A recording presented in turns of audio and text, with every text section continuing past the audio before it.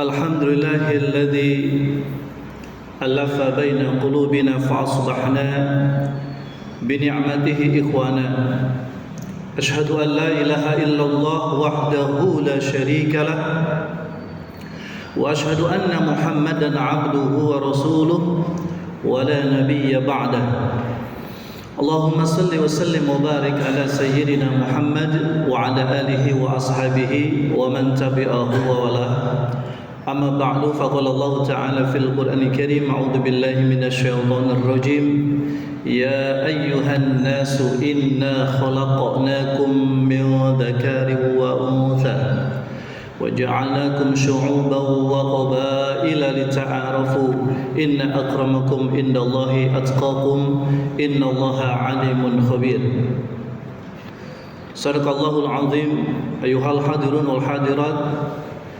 jamaah Masjid Nurul Hidayah yang senantiasa mendapatkan curahan rahmat dari Allah Subhanahu wa taala. Alhamdulillah, selalu kita bersyukur kepada Allah atas segala limpahan nikmat dan karunia sehingga di siang ini kembali kita dapat hadir di masjid ini dalam rangka beribadah salat zuhur. Semoga ibadah kita baik ibadah wajib maupun yang sunnah semuanya diterima oleh Allah Subhanahu wa taala dan diberikan ganjaran yang berlipat ganda. Amin Allahumma amin.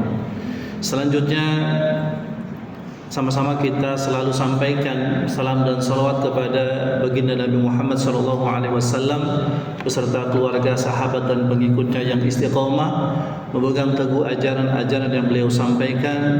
Mudah-mudahan di dalamnya termasuk kita semua ila yaumil qiyamah. Hadirin jamaah sekalian yang dirahmati oleh Allah Subhanahu wa taala. Kita ingin lanjutkan kajian kita pada beberapa pekan yang lalu masih berkaitan dengan al-ukhuwah, persaudaraan atau persatuan sesama manusia. Yang lalu kita sudah bahas ukhuwah yang pertama, persaudaraan yang pertama yaitu persaudaraan sesama iman atau ukhuwah imaniyah, ukhuwah diniyah atau ukhuwah islamiyah. Hari ini kita ingin bahas mengenai ukhuwah sya'biyah wa wataniyah, yakni persaudaraan sebangsa dan setanah air. Hadirin jamaah sekalian yang dirahmati oleh Allah Subhanahu wa taala. Allah berfirman dalam surah Al-Baqarah ayat 213. Kata Allah, "Kannan nasu ummatan wahidah." Dahulu manusia ini bersatu, ya, umat yang satu. Faba'athallahu an-nabiyyina mubashshirina wa munzirina wa anzala ma'ahumul kitaba bil haqqi liyahkuma bainan nasi fima ikhtalafu fihi. Dulu manusia ini adalah umat yang satu. Lalu Allah Subhanahu wa taala mengutus rasul-rasulnya yang tugasnya adalah memberikan kabar baik dan juga peringatan. Dan juga Allah menurunkan kepada para rasul itu kitab suci, yang dengan kitab suci itu menjadi pedoman, menjadi panduan, liyahkuma bainan nas, agar dia menjadi hukum bagi manusia fi makhtalafu fihi, pada apa-apa yang mereka perselisihkan. Seorang ulama tafsir Asy-Sya'rawi menafsirkan ayat ini sebagai berikut. Kata beliau, dahulu manusia ini adalah umat yang satu. Lalu kemudian Allah utus para nabi, para rasul, yang setiap nabi, setiap rasul diutus kepada kaumnya membawa risalahnya masing-masing. Di antara risalahnya bisa jadi ada perbedaan antara satu rasul dengan rasul yang lain. Sehingga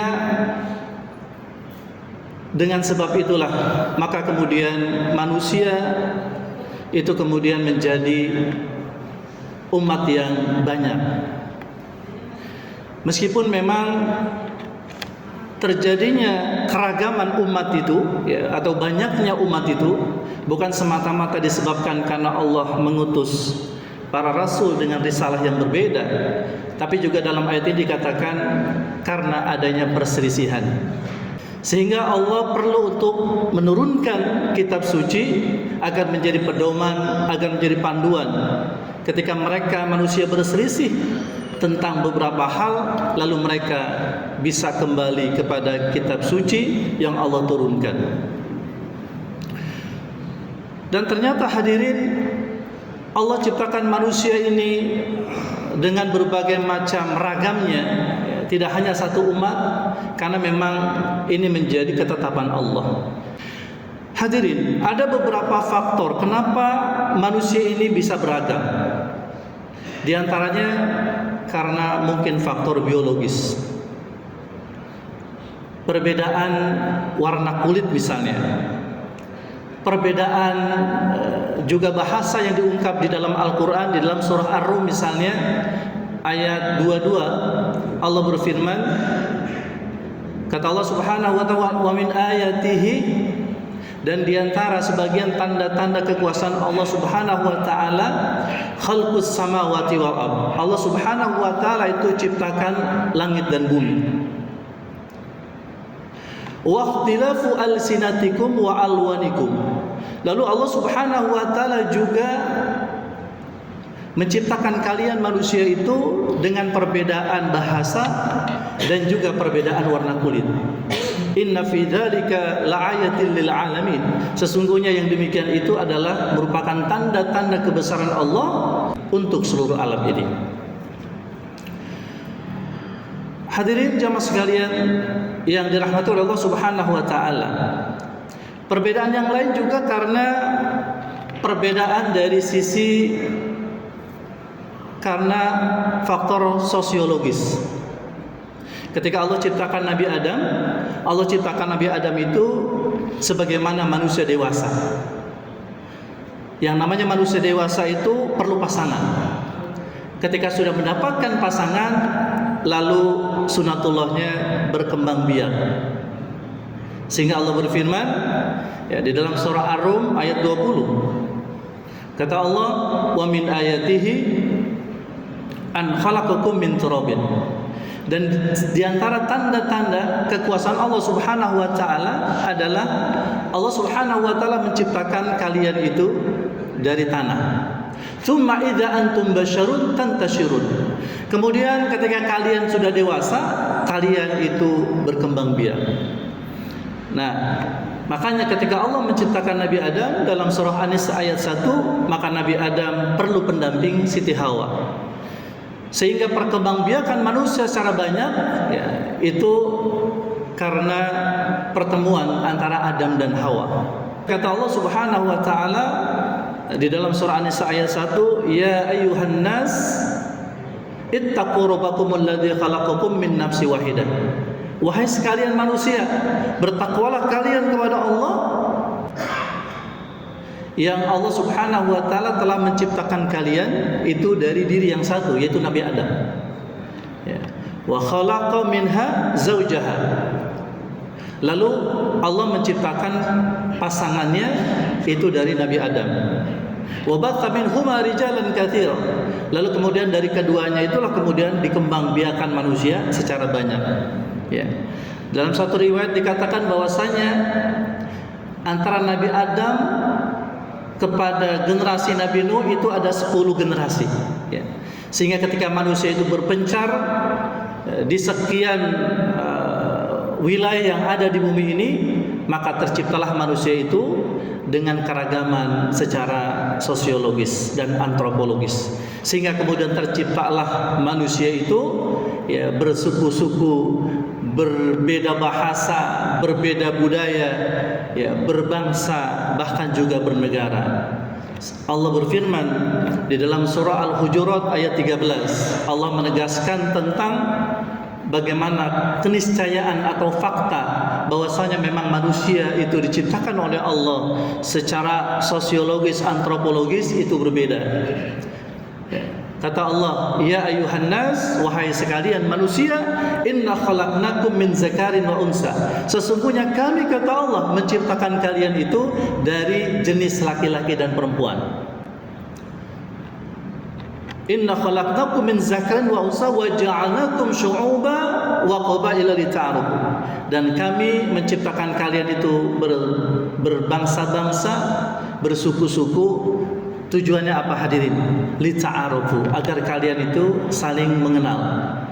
Oh, si A dia berasal dari mana? Oh, berasal dari suku ini. Si B, oh dia berasal dari bangsa ini. Dia berasal dari negara ini. Sehingga kemudian ketika sudah saling kenal, maka kemudian bisa saling bersinergi.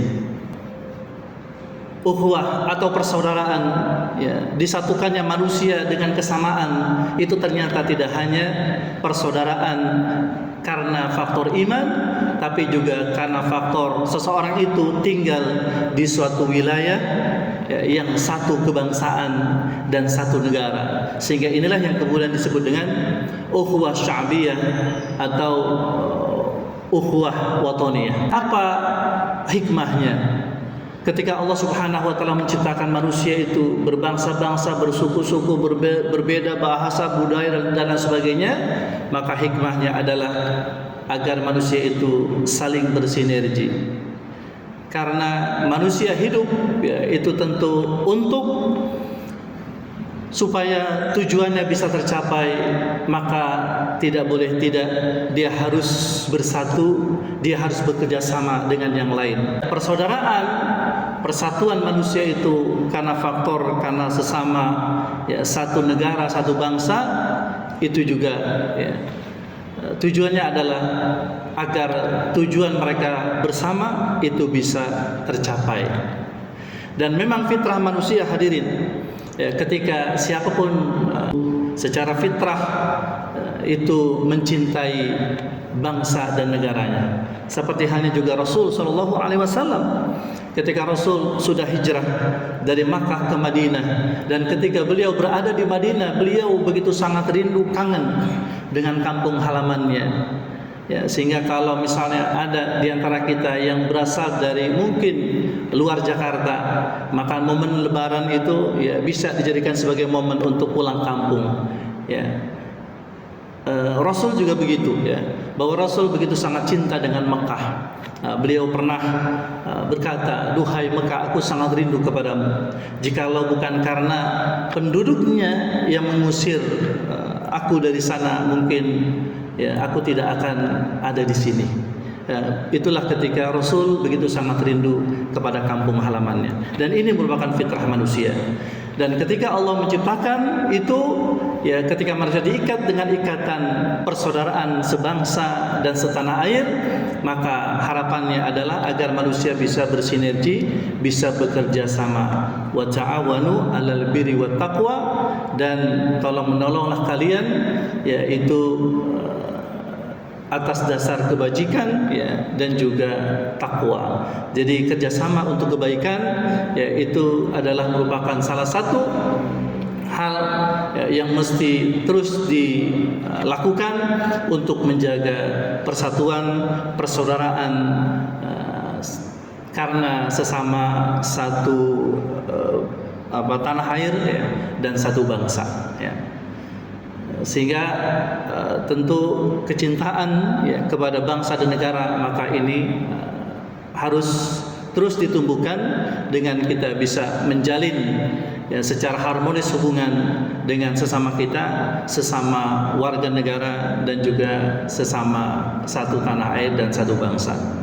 Ya, semoga, ya, senantiasa kita bisa menjalin hubungan yang baik, kerjasama yang baik dengan sesama saudara kita, ya, sebangsa dan setanah air.